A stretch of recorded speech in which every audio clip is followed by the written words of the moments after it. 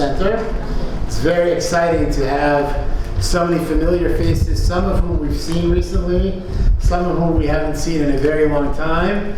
And we're very excited to see everyone. We hope that Bezrat Hashem, as things continue, and things should continue, that people should feel safe and comfortable being out and about in Yerushalayim and Kodesh.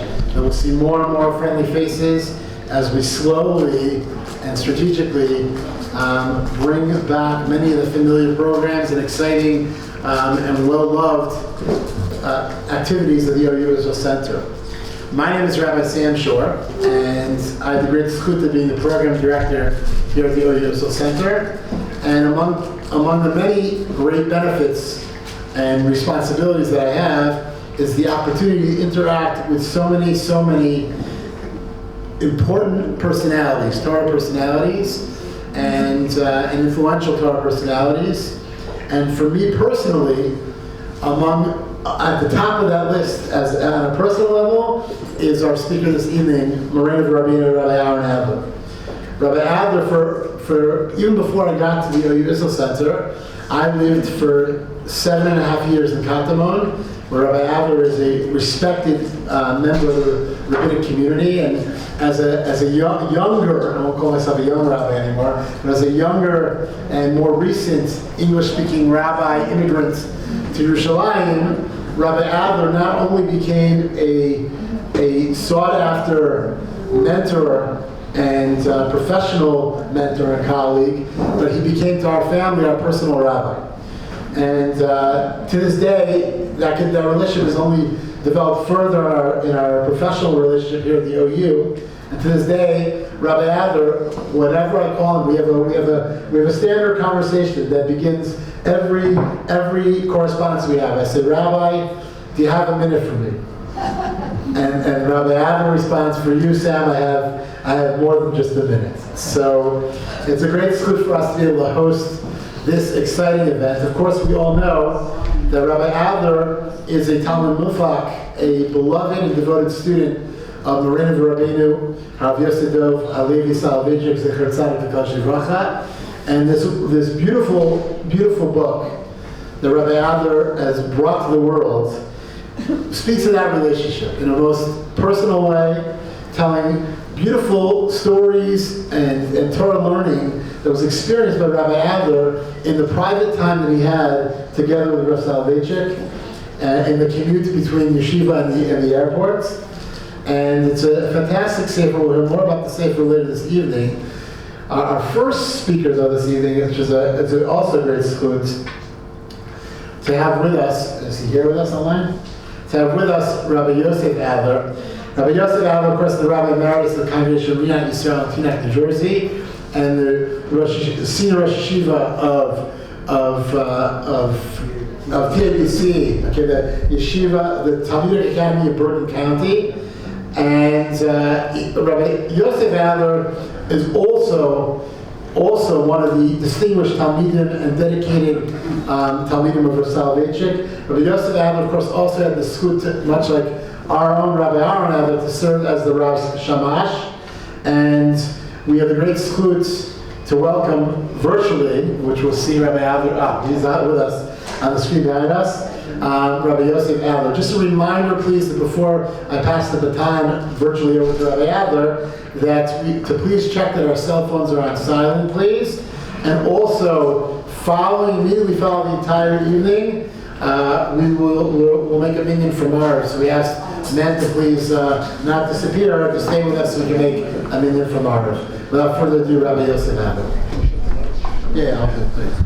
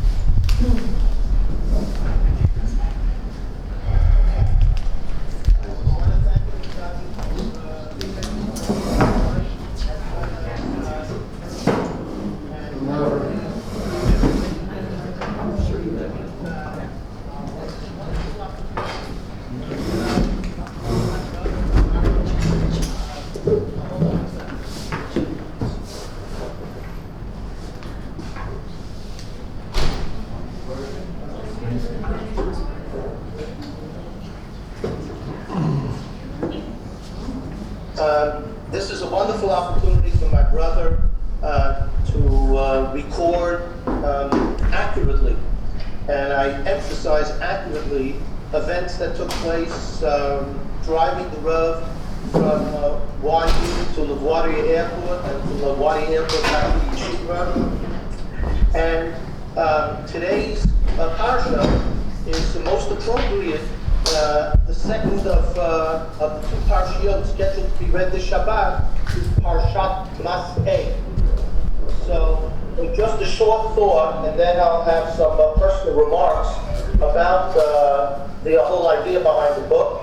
The Torah states, Eile Mas'eh Bnei Yisrael asher yatzu me'eretz Mitzrayim v'tzivotam b'yad Moshe v'Aaron. The Torah is going to enumerate all of the stops that Am Yisrael engaged in as they traveled throughout 40 years in the desert. Vayichtov Moshe et motza'ehem lemas'ehem. Moshe wrote their goings according to their journeys. Al pi Hashem. Ve'eile mas'ehem lemotza'ehem. And these were the journeys according to their going forth. So the word motza'ehem, going forth, and mas'ehem, journeys, are reversed. Moshe the first time says, Vayichtov Moshe motza'ehem lemas'ehem al pi Hashem. And then it says, Ve'eile mas'ehem lemotza'ehem. Why is it reversed? And one can simply state that the first time that it appears, at motza'ehem lemas'ehem al pi Hashem, is that going out, not remaining in the very same place, is a natural tendency amongst people. We often get bored by staying in one location, and I can just imagine, actually it's hard to imagine, that Am Yisrael stayed almost 20 years in Kadesh, in the city of Kadesh, 20 years. And that's 20 of the 40 years traveling in the desert was at one location. And HaKadosh Baruch Hu did not designate the Anan to move at all during those 20 years. It would have been a little frustrating. But when you travel around, when you try to explore, as long as the message is L'mas'ehem al pi Hashem, in accordance with your journeys through the word of HaKadosh Baruch Hu, as long as you keep in mind that you are traveling, exploring, looking for new vistas and ideas for the purpose of traveling to Eretz Yisrael based on the command of HaKadosh Baruch Hu, then you'll find that then the problem is Ve'eile mas'ehem lemotza'ehem. Sometimes their travels were not guided up the Hashem, but their travels, their journeys were done just lemotza'ehem, just to get out, just to look for something else. And from time to time, you come across visit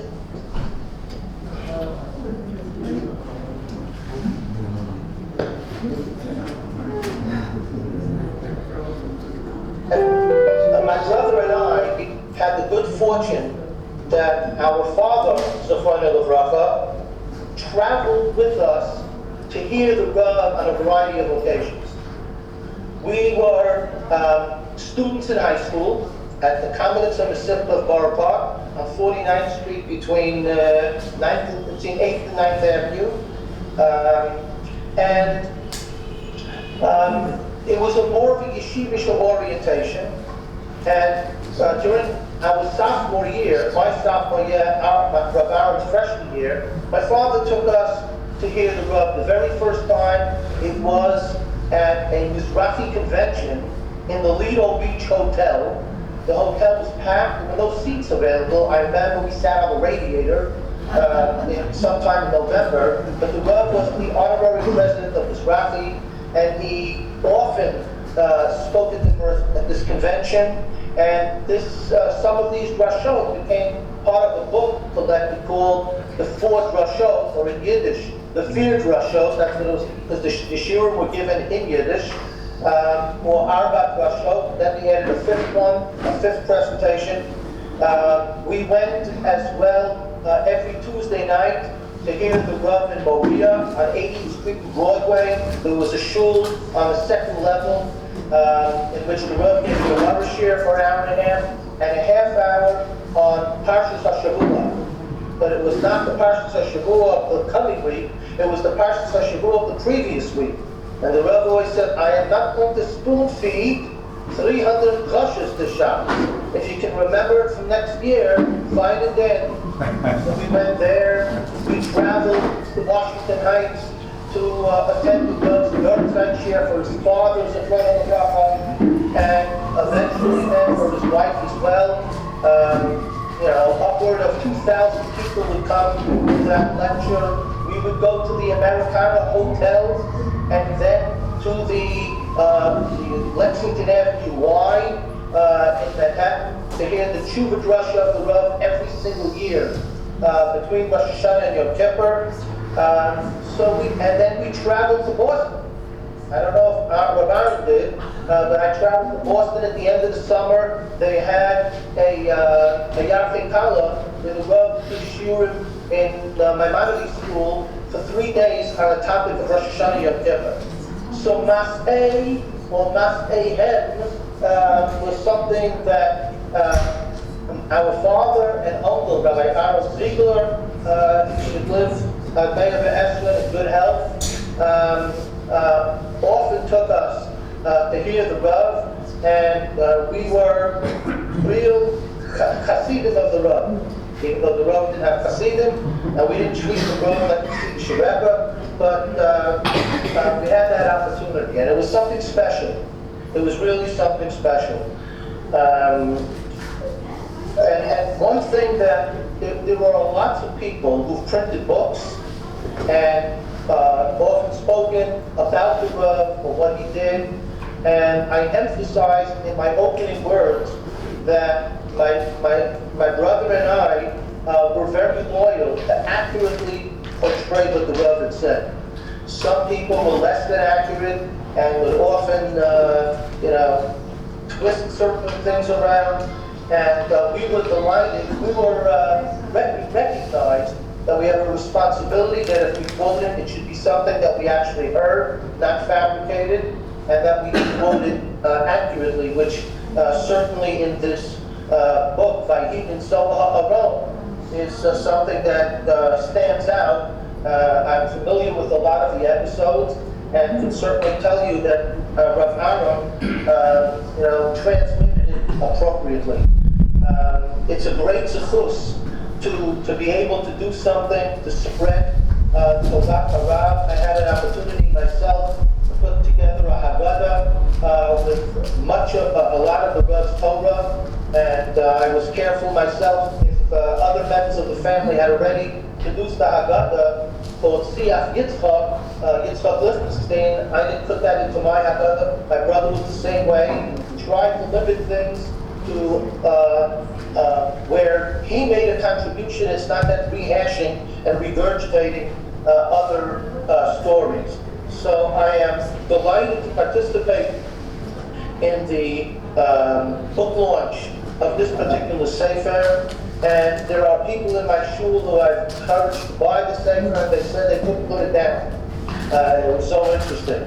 And I just hope that people will receive the book well and understand what the purpose is, to paint our Rebbe as not only an outstanding Talmid Chacham and an incredible, phenomenal Magichir, but the mensch, the human being that he was, the care and sensitivity to other people's needs that are demonstrated in so many of the stories of my brother. And thank you again for coming, and I look forward to hearing everybody's remarks tonight.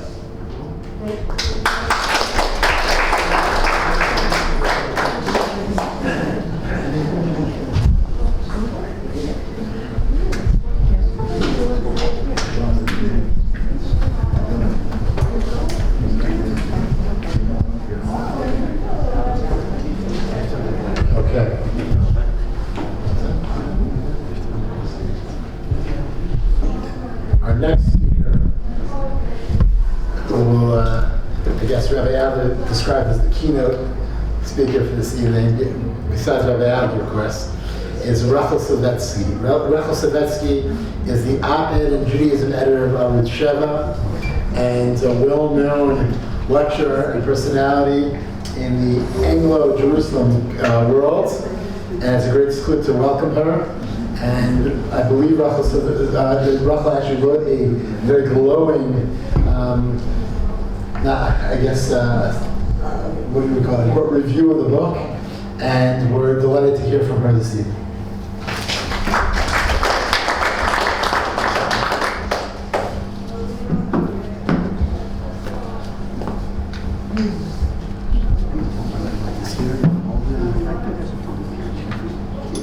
We will see if this works. I don't think it will work.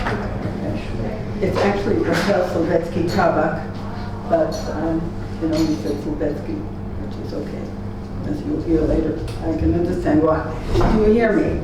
Okay. First of all, Erev Tov. I can't believe I see a room full of people. I think I want to say Shefianu, but I don't know the rabbis to tell me when I'm allowed to. First of all, thank you for coming. It's really an honor of Rabbi Adler, and I'm getting some of the crumbs of that by being able to talk. And I want to thank the Achsanya and Rabbi Shor, and also Rabbi Adler's brother for his inspiring words. I want to take us to Melachim Bet, Perek Bet, where Eliyahu takes leave of his disciple Elisha. ויהי בהעלות השם את אליהו בסערה השמיים, וילך אליהו ואלישע מן הגלגל.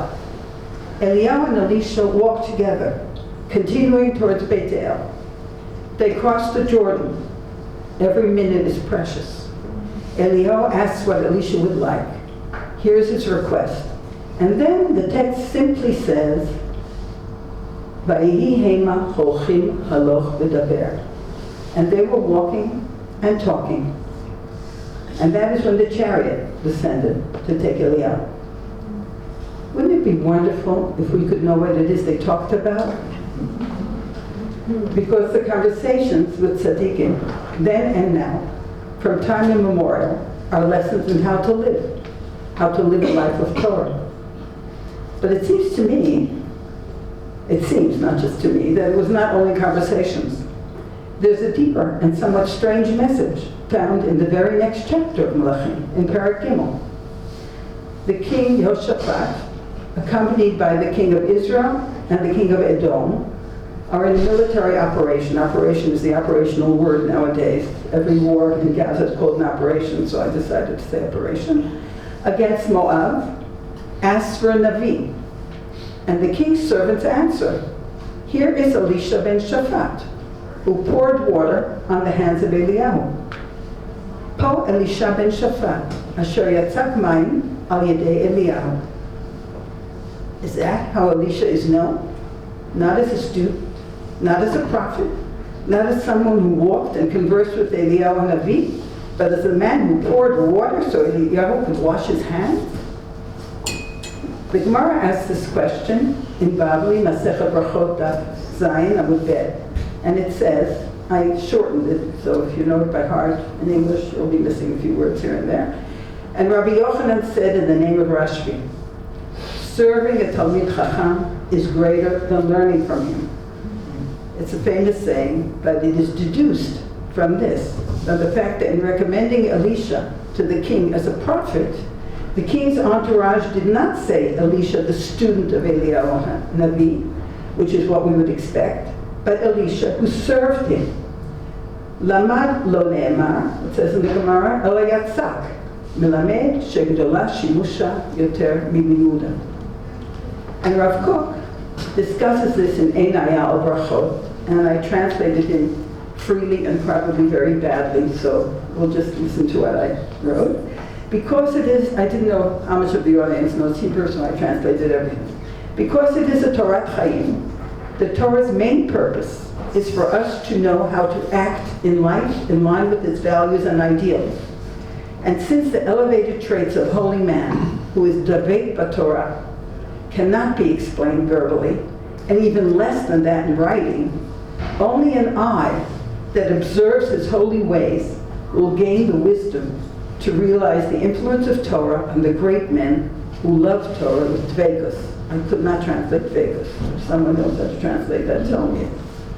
That is why serving a Talmid Chacham is greater than learning with him, because he sees the Rab's holy ways with his own eyes. This evening is dedicated to the book 70 Conversations in Transit, which grants us the next best thing to seeing Rabbi Joseph Soloveitchik Zatzal's actions with our own eyes. We have the privilege of knowing what his driver disciple, Rabbi Adler, saw, what the Rav and he talked about and experienced during a weekly 20-minute drive that went on for 3 years, bringing the Rav from LaGuardia Airport to the yeshiva. The book is aptly subtitled. It says, Vayihi B'nso Ha'aron, a play on the name Aharon from Rabbi Adler. The car is akin to the Aron, and the Rav akin to the Luchot that were in it during the times of the Mikdash, and today to the Sefer Torah inside it. And in the review of the book that I wrote on Rosh Sheva, that triggered a memory, because when Rav Avram Shapira, the late chief rabbi of Israel, when he visited Yeshiva University, he heard a shiur in the Beis Medrash, which was also a shul of the Rav.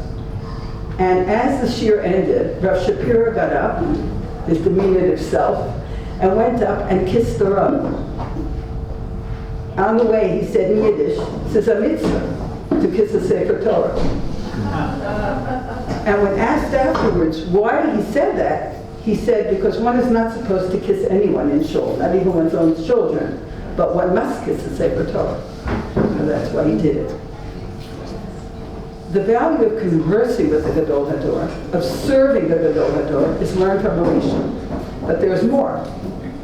Although we do not know the content of Elisha's conversations, we have a Talmudic source for using the proximity to a Talmid Chacham to ask halachic questions, to strive for practical applications of halacha in real time, and to observe how he reaches a psak. And that's what Rabbi Adler did.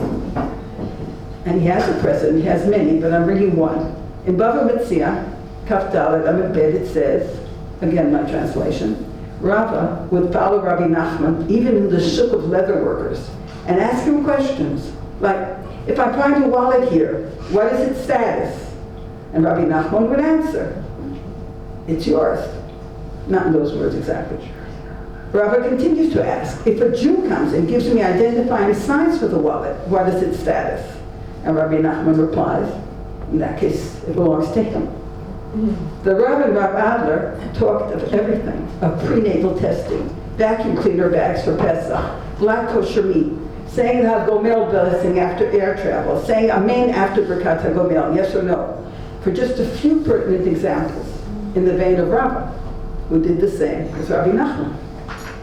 Rabbi Adler observed how strictness versus leniency within the halachic framework, always within the framework. Rabbi Soloveitchik was as much of a mathematical thinker as he was a halachic genius, took social and human factors into account. He took them into account when he made a halachic decision, as well as when he dealt with the non-observant people he spoke to.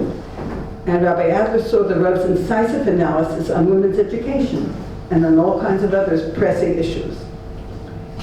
But as Rav Kook explained, the most important value of Shimusha is that Rabbi Adler observed the Rav's behavior from close, sometimes asking the reasons for it, and sometimes just observing.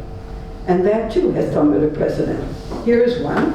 It's a long one, so I've abridged it. In Ta'anit Kaf Gimel, it says that the sages sent two of their colleagues to Abba Chilkiah. This is a famous story. Many of you know it. Grandson of Choni HaMa'agel, to ask him to pray for rain. First they came to his house, but he wasn't there. So they went to the field and found him stooped over his work, digging up the earth. They greeted him respectfully, but he paid them no attention. When he finished his work, they followed him to his house. And they noticed, they observed, that when he had finished working, he threw his coat over one shoulder, while he placed a bundle of wood in his spade on the other.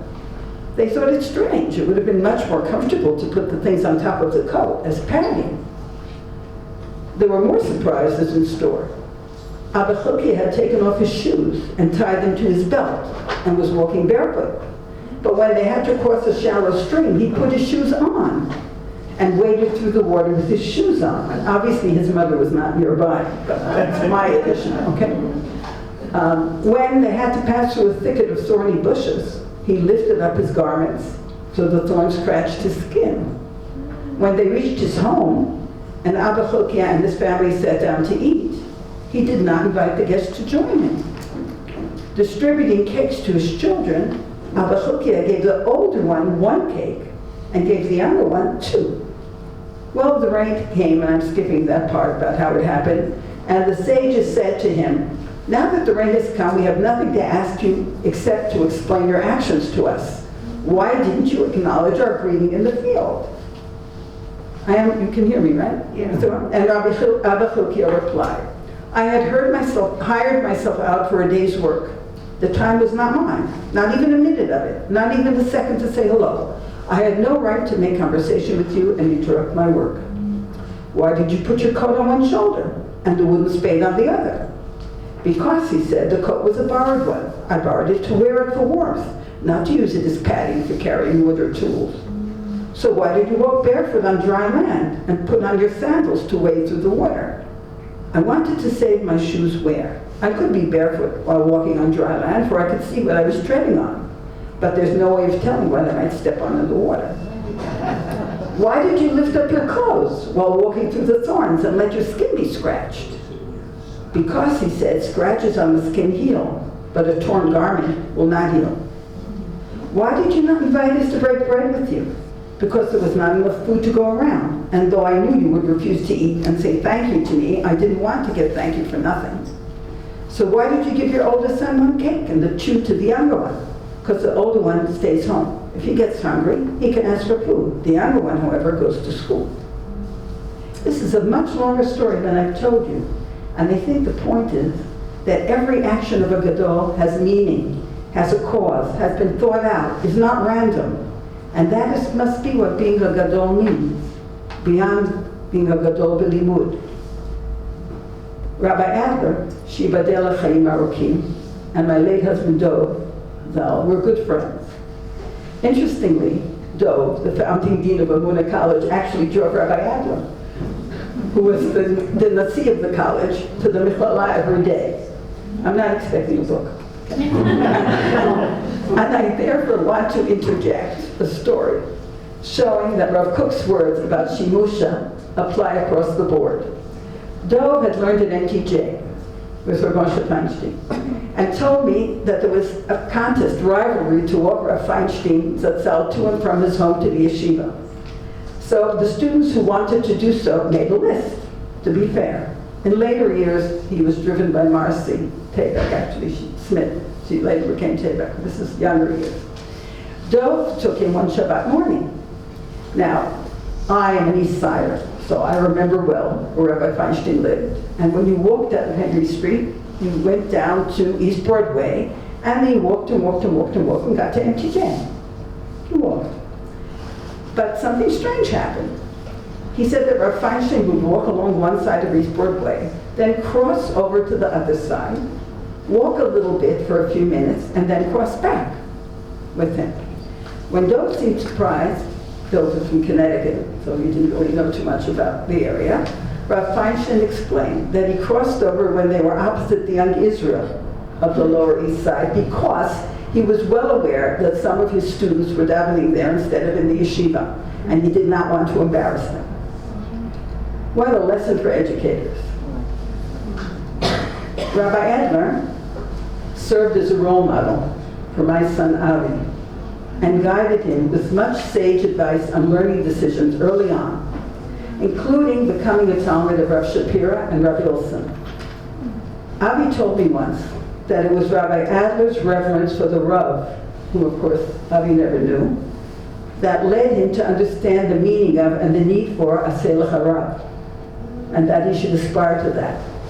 Thus, Avi, who later married Rabbi Avraham Shapiro, Zatzal's eldest granddaughter, would often accompany the Rosh Yeshiva of Merkaz Harav and talk and learn with him because of you.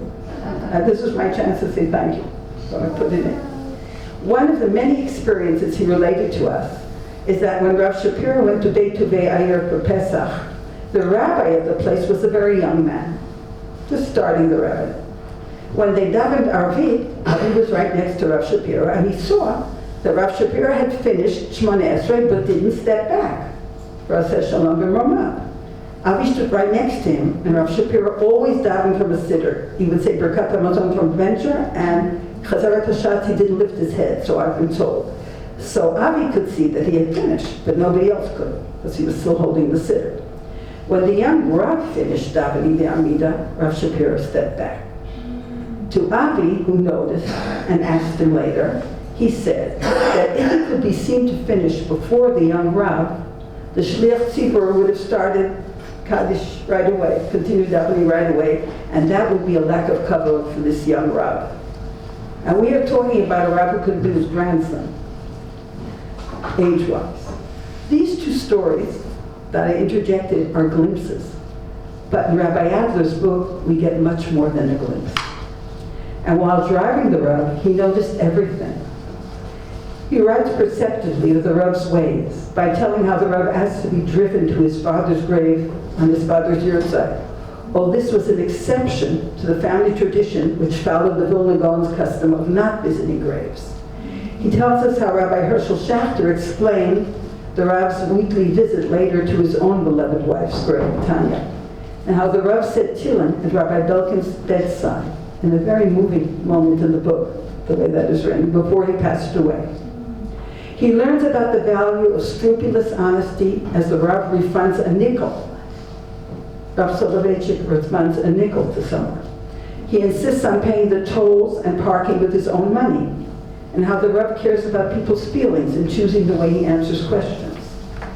He writes of the Rav's pride in his grandson's IDF service, of his calling the IDF uniform Bigdei Kodesh, when he was asked about whether an Israeli soldier needs to change into freshly laundered clothes to daven. He said they were Bigdei Kodesh and there was no need.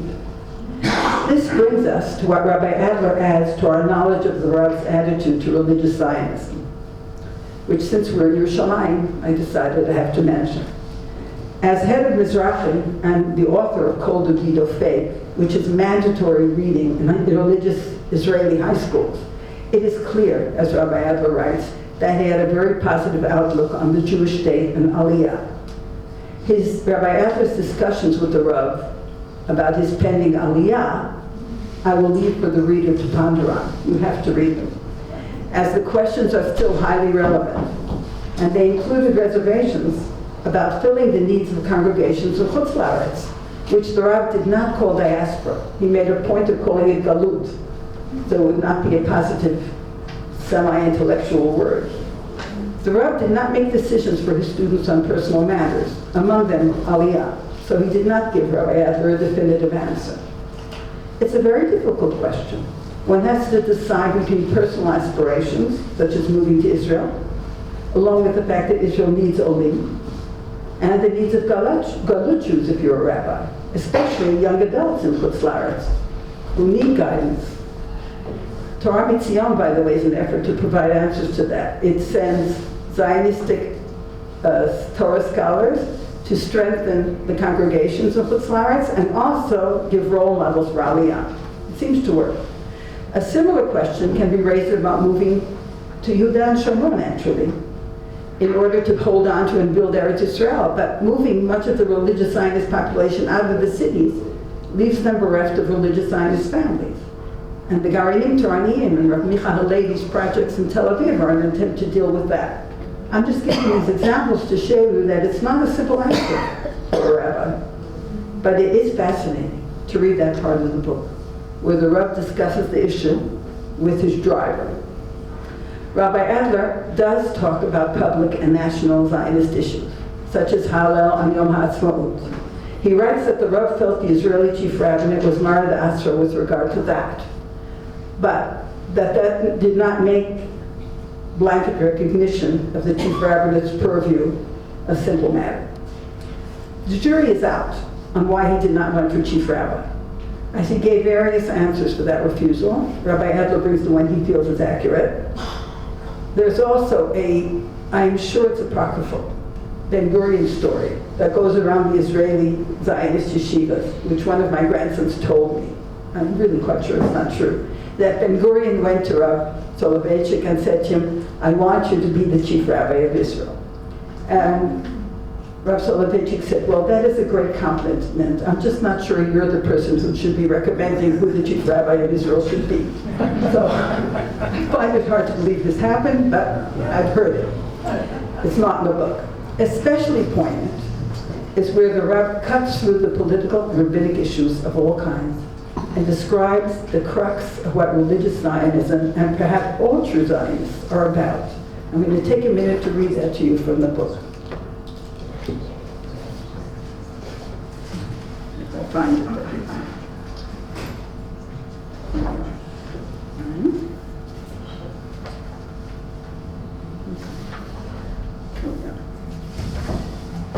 I will never forget the evening in 1935 when I visited Rabbi Zev Gold in Ramat Gan in Eretz Israel. He took me out to the orange groves near his house. It was a beautiful sight. The sky was perfectly blue and there were endless stars. From afar we could see the lights of the new all-Jewish city of Tel Aviv glistening in the dark. The lights were telling us the thrilling and intoxicating news of the rebuilding of the Holy Land.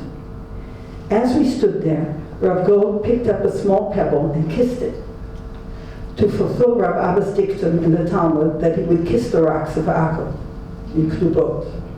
That night, the Rav says, I thought to myself how insignificant I was compared to this special Jew who was able to experience the glory of Hashem through the grandeur of the landscape of Eretz Israel.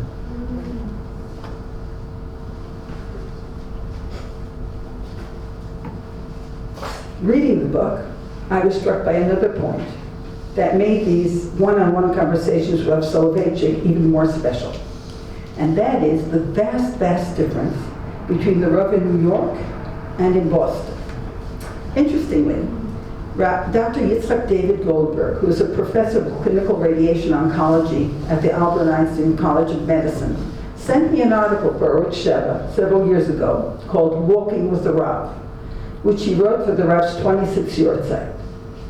But I looked for it and found it. He writes, on the weekends, at his home in Brookline, the Rav was approachable by all the members of his community. A unique highlight on Shabbat was the opportunity to accompany the Rav on his walk to and from the Maimonides School Synagogue. People would look out the window and appear as if by chance at the right moment and join the walk. He describes David, a young, energetic, and tenured professor of mathematics of Al-Shulem at Harvard University from Russia, on the Rav's right. And on his left, Yudit, an intellectually challenged teen, who would run up to them, and the Rav would clasp her right hand with his own. He writes, it was intellect on his right and chesed on his left. And all of them listening to the Rav's words all the way to shul, and learning from his words and learning from his ways. But in New York, in his capacity as Rosh Yeshiva, Yeshiva University of New York, the Rav was mostly accessible intellectually just to his students, and only intellectually. As Rabbi Adler adds, it was a Rosh Yeshiva posture. His very presence in New York, in and out of YU confines, was surrounded by an awe-inspiring spirit of tension. There was always a perceptible distance. The New Yorkers were jealous of the Bostonians, how they wished they could join them on that Shabbat walk. But Rabbi Adler, following in the footsteps of Elisha, Rava, and the sages who came to Abba Chokia, walking, serving, learning halacha, and absorbing behavioral guidance, each of these clearly delineated in the 5 headings in his book, had the zchut that comes from Shimusha. He had an opportunity to see the Rav's holistic way of living Torah, as Rav Kook wrote in Einaya. As for me, a New Yorker, the I certainly never spoke to the Rav. The impression of him I had was of a walking intellect, a source of Piskei Halacha. In a personal vein, when I graduated TI, Beit Rosh L'Ramot Yeshiva University, I was a valedictorian. But I was also in the Shnat Evel for my mother, Aleh Shalom. And Rabbi Soloveitchik was posek. They obviously went to ask him, the principal went to ask him, that I could not attend the graduation. I could not march, and I could not speak in front of the kahal. He was very machmer on Avelis. It sounds really hard, but I welcomed it, because I was in Avelis with my mother. And I think it would have been a very hard thing to do. Instead, I came, and they took my picture in my cap and gown outside the grounds, and it was in the paper, and I went home. And that was one distant contact with Rabbi Soloveitchik for me, aside from my husband, and of course his brilliant shiurim. But I also know of his kindness, because my brother, Olav Shalom Zalman, who learned in Torah Vodas and not in YU, went to him about adopting the child because his wife had been in Auschwitz as a teen and couldn't have children. And he always spoke of how the Rav was so understanding. So I knew a brilliant intellect. My brother knew and a posek I knew. And my brother knew the softness, and Rabbi Adler knew both. Reading the book, it's clear that the Rav was a role model of ethical and moral behavior, as Rabbi Adler writes. How wonderful to read the Rav's thoughts on the subject and see how he deals with incidents on a one-by-one basis, to admire his gentlemanly demeanor and savor also his quick repartee. How lucky we are that Rabbi Adler was cognizant of this unique opportunity, that he prepared for these trips, would write down 10 subjects and try to bring up 2 or 3 of them, was careful to write down his conversations after each trip, and how thankful we are that he published this book, written with humility and awe, love and appreciation for one of the greatest Torah figures in Jewish history. There are many, many books on the shelves with the Rav's thoughts. And when one hears somebody, as we heard at the beginning of this evening, saying what he thinks the Rav thought, would have said, or what, read the books and find out what he really said. I recommend Zesinai. I only read it in Hebrew, but I imagine it's from English. But what Rabbi Adler has granted us is not only the Rav's thoughts, but an unforgettable glimpse into the Rav's way of life. Thank you.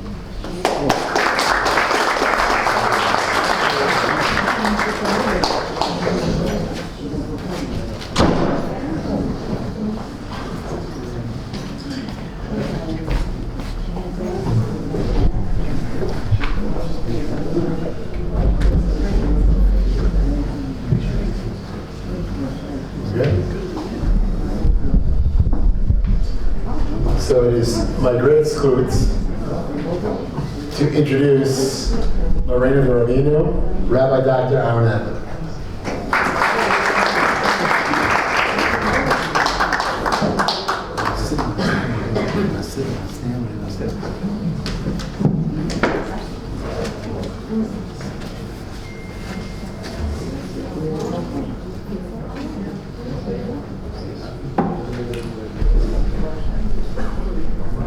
Erev Tov. I actually did not believe we were going to have a minion here.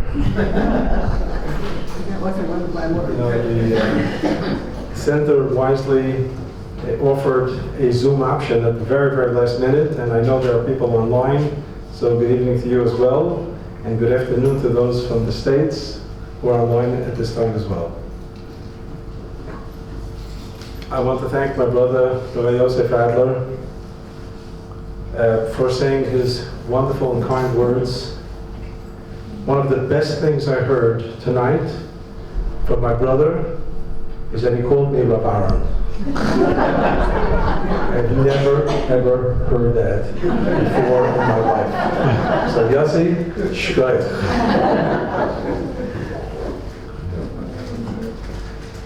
And the book is dedicated to my brother. I have my wife's permission on that one, by the way, because my brother was the Rav's shamus, and I describe in the book, after Rebbetzin, the Rav's wife passed away in '67, the Rav needed assistance in New York City to help him get around, and there was a a core of Shamashim that developed. The early ones were Bostonians and then moved on. And my brother had a chavruta, Mark Karasik, who was the Rav Shamus, and he passed the baton over to my brother. And I recall the September morning in 1974 where he calls me up and he asked me if I'd like to drive the Rav. And I said yes. I hung up and I basically fainted. Because you have to understand what this means. Two things. One is, I'm not exaggerating by saying that the Rav could have been a chavruta of the Rambam. Let's just say a junior partner. But nevertheless, that is quite an assessment. To think that the Rav could have been on some level with the Rambam.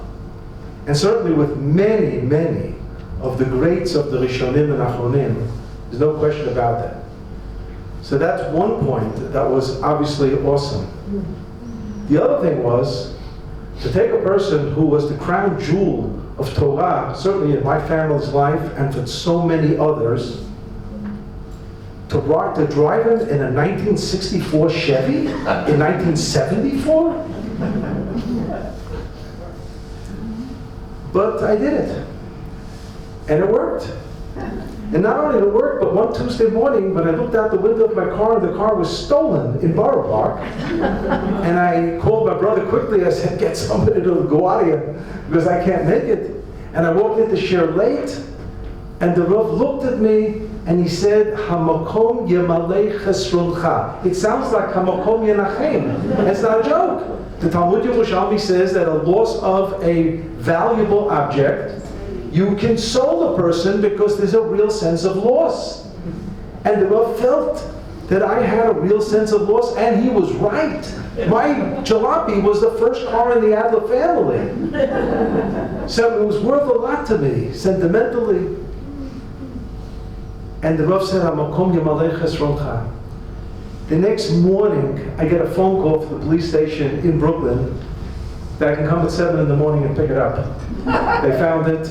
Some guy took it for a joyride. The ignition key was a little broken, but the car is there. And I knew the Rav was a malach.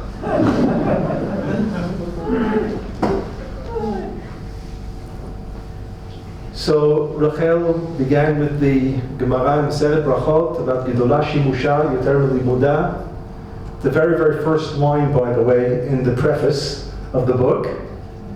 And there, the Rav spoke often, not only about Elisha, Paul Elisha ben Shafat, Asher Yatzak Mayim Eliyahu, being the principal student of Eliyahu Hanavi, but the Rav then spoke greatly about Yeshua ben Nun. Why exactly does Yeshua ben Nun become the next in charge?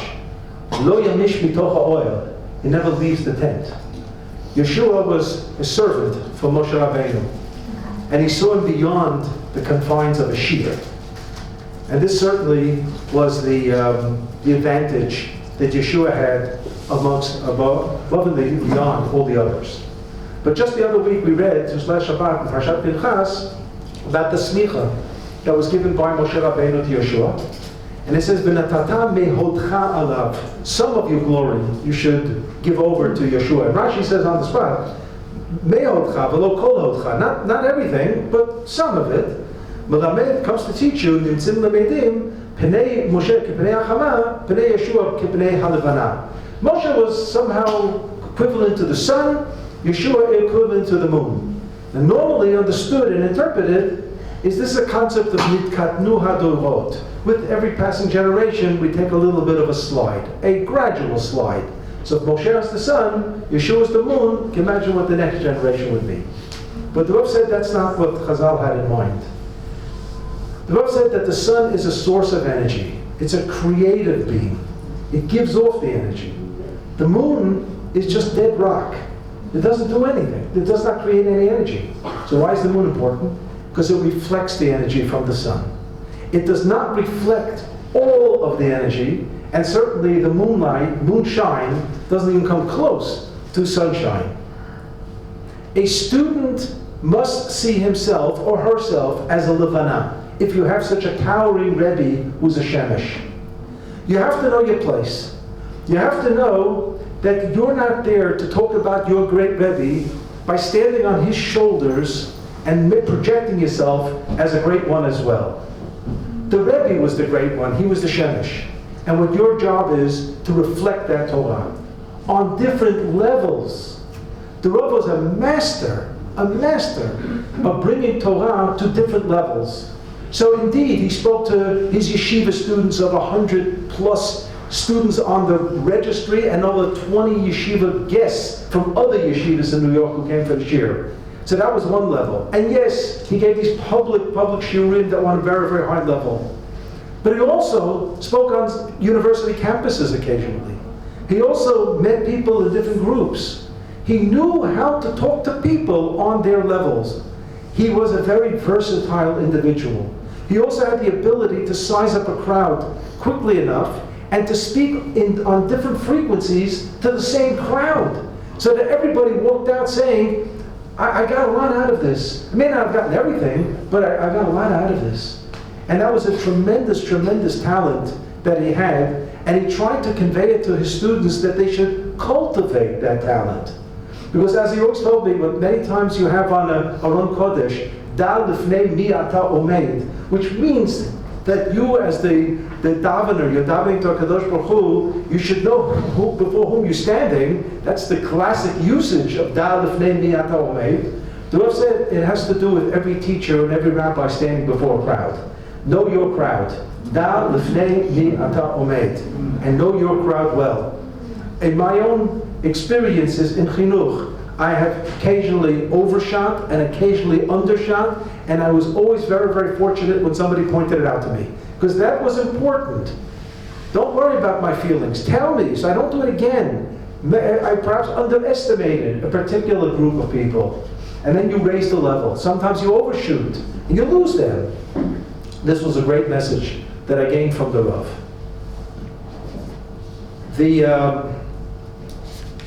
The idea of dedicating to my brother has a lot to do with one of the three chumras that the Rav had. Now the Rav had chumras on a private level, chumras, stringent opinions. No question in his personal life, halachic life, there were many, many chumras in the Soloveitchik family. That we know. But when the Rav went public with certain statements and certain pronouncements, not always did you pick up that this was a machmir talking. Not always was the answer no. It's asur, it's forbidden. Sometimes he would explain to you why it's actually permissible. The Rav actually, his big chumras were not in Shabbat or in Avelut, although he was machmir in Avelut. We know that in Shabbat he actually was more mekel. He knew how to figure things out that would make it somewhat more accommodating for people on some level. The three big chumras, in my humble opinion, were hakarat hatov, showing appreciation, kvod habriot, respecting human dignity, and tzedakah. Now on tzedakah, I'm not going to tell you the whole story. It's a whole chapter of the book, but I will tell you that the Rav was a tremendous Baal tzedakah. You have to figure out how he got all his money to become a big Baal tzedakah, but he was a very, very big Baal tzedakah. And I had heard from the grapevine at that time at the yeshiva that the Rav was giving 60% of his holdings for tzedakah. And I had the chutzpah, and boy, this was chutzpah, to ask him in the car once, how does that, I said, Rebbe, I heard a rumor that the Rav gives 60% of his holdings for tzedakah. How does that sit with what the Rambam says? Now, it's not just the Rambam, it's the Gemara too, but you know, with the Rav always said, we all know that the Gemara came to explain the Rambam. We don't know that. So I didn't quote the Gemara, I quoted the Rambam. Rambam says, Al yibazbeis yoter michomesh. You have to give 10%, but you want to be very generous, don't give more than 20%. The word is yibazbeis. Modern Hebrew, it has a negative connotation. But 20% is the upper limit. You know, can 60% be true? Now the Rav could have ignored me completely. Or he could have just told me it's none of your business. He could have said something at that point. But what he told me was, you obviously forgot a pasuk in Sefer Kohelet. Oh really? Which pasuk? Ki adam ein tzadik ba'aretz asher ya'aseh tov v'lo yecheta. A man cannot go by life without having at least one sin. And I wouldn't want to make Shlomo HaMelech into a liar. So you have to have at least one sin. And then he follows up and he says, you know, after 120 years, Kadosh Baruch Hu is going to whip out the indictment of overdosing on tzedakah. And I will smile. I remember when he told me, I will smile and say, guilty as charged. Guilty as charged. The Rav gave a ton of money to tzedakot, private tzedakot and also institutional tzedakah. And the Rav was a big machmer on this. He was a big machmer on the Kvod Briot. I remember one of the things when I started in the rabbinate, it's a long time ago, right, 1977, in the congregation Sons of Israel in Long Island City, Astoria. There we go, okay. Wow, look at that. So it really existed. I actually planted them too.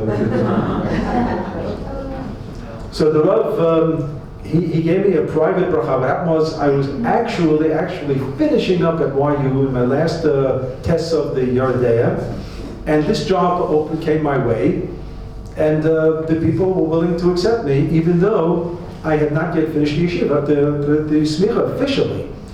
So what they did was something rather smart, I felt. They wrote in the contract that should Rabbi Adler not complete the smicha requirements, we reserve the right to terminate the contract. I thought that was fine. That was fair. But I went to the Rav anyway for a personal smicha of sorts, because the Gemara says, Talmid al yoreh elen kein natal reshut lerabo. A Talmud, a student, shouldn't render a halachic decision unless he has permission from his Rebbe.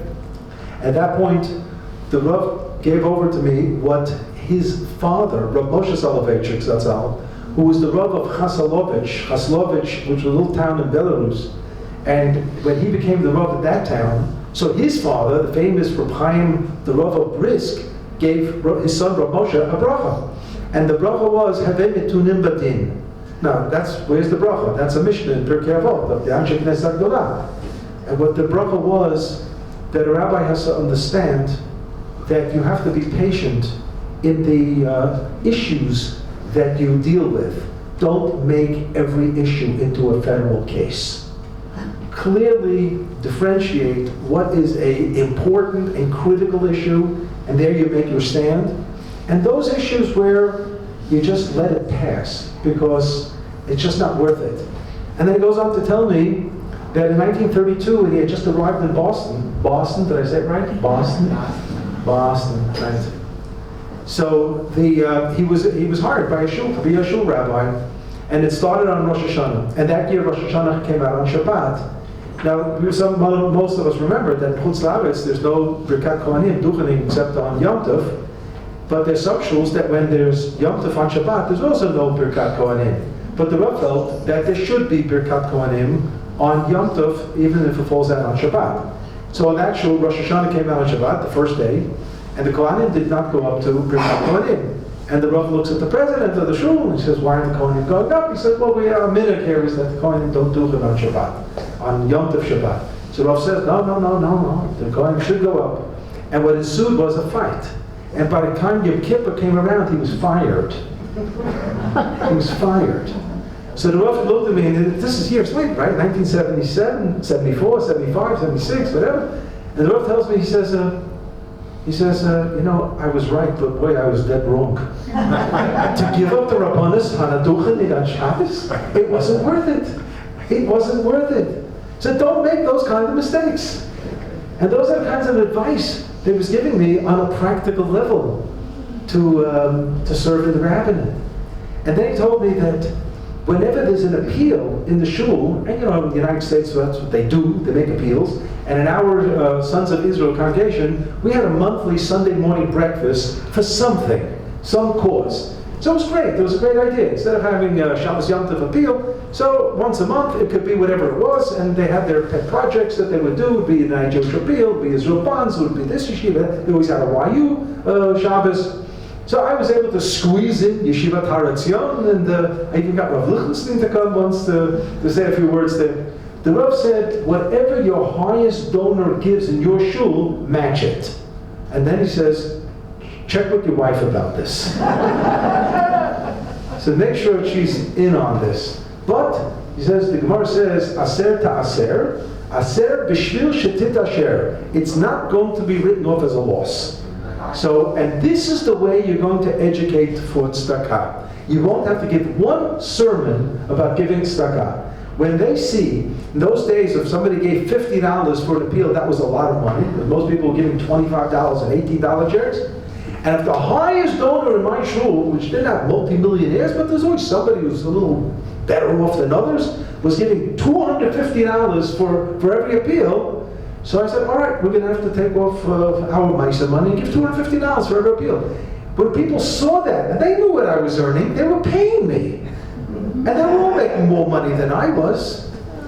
So the $25 checks became $50 checks, and the $50 checks became $100 checks, and so on. It became a lesson in setting the example, and it all came from the Rav. It all came from him. You know, here I'm telling the stories 45 years later. Bless Corona, I had time to do it. I didn't have real time for the last 45 years.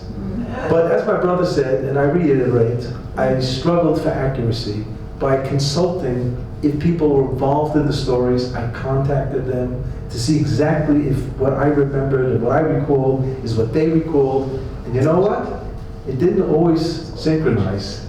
And I had to work it out that everybody was happy with the story at the end of the day. So we weren't guilty of any type of fabrication. The title of the book, Vahi Ben Soah Ha'aron, which is really the title, and 70 Conversations in Transit, was suggested by the publisher Urim of Tzvi Maurer fame and others who did a wonderful, wonderful job. That was suggested by the publisher because they said if it's going to be Vahi Ben Soah Ha'aron, people are going to think it's a book on Mishkan artifacts. And so too, I actually paid some money for the beautiful picture of the Aron Brit from the Machon Mikdash, and I wanted it to be on the cover. And they said nobody's going to see this. They're going to think it's a Mishkan book or Beit HaMikdash book. But the publisher agreed to put it on the back because they saw I paid some money to get the picture.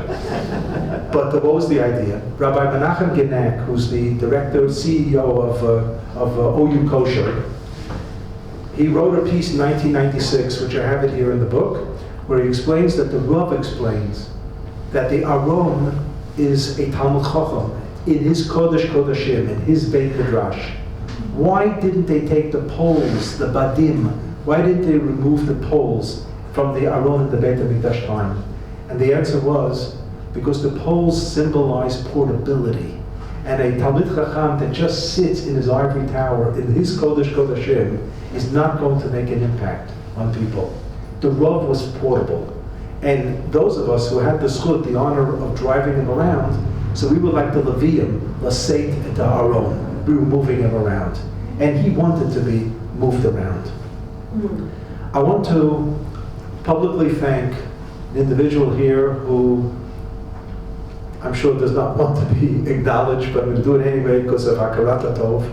Rabbi David Shapiro, from the now here Yerushalayim, Toshav Yerushalayim, the principal of Maimonides School for so many years in Boston, for reviewing this book before the professional editors went over the book. I thought I knew English. And I discovered there's English of Brooklyn and there's English of Brookline. It's two different languages. And I'm proud to say that the book now has appeared in Brookline English, proper diction, proper grammar, and then the editors, you know, they did what they did with it and so on. Baruch Hashem. But this was just, was a gift, mamash min hashamayim, that I fully appreciate for David. I have another book coming up.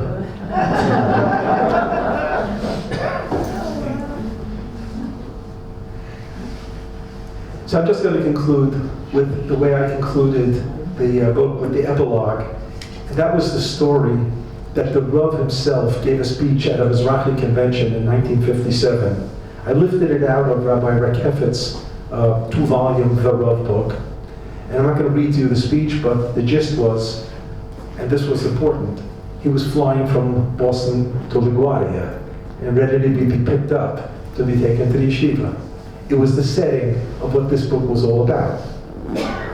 And the Rav he's thinking, being 20,000 feet up in the air, about the technology of aviation, and he understands the physics, he understands how this works, but he's marveling at the human ingenuity and technology, what it's able to do.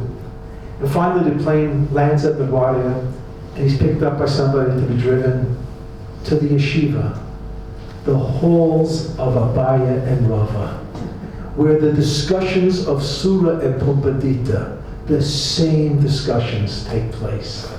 And the Rav says, I feel at home because I am grounded in eternity. Thank you very much.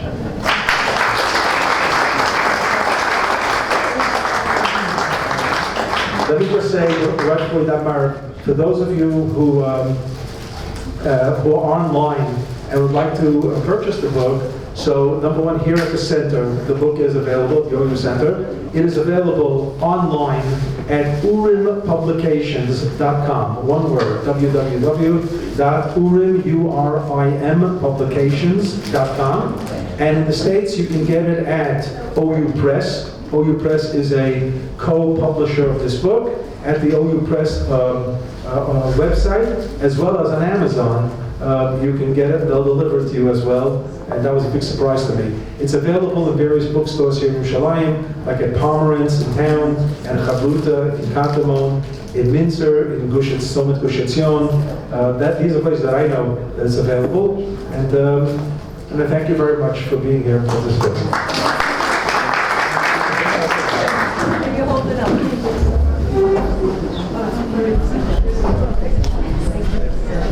All right, we'll have Marathon one minute.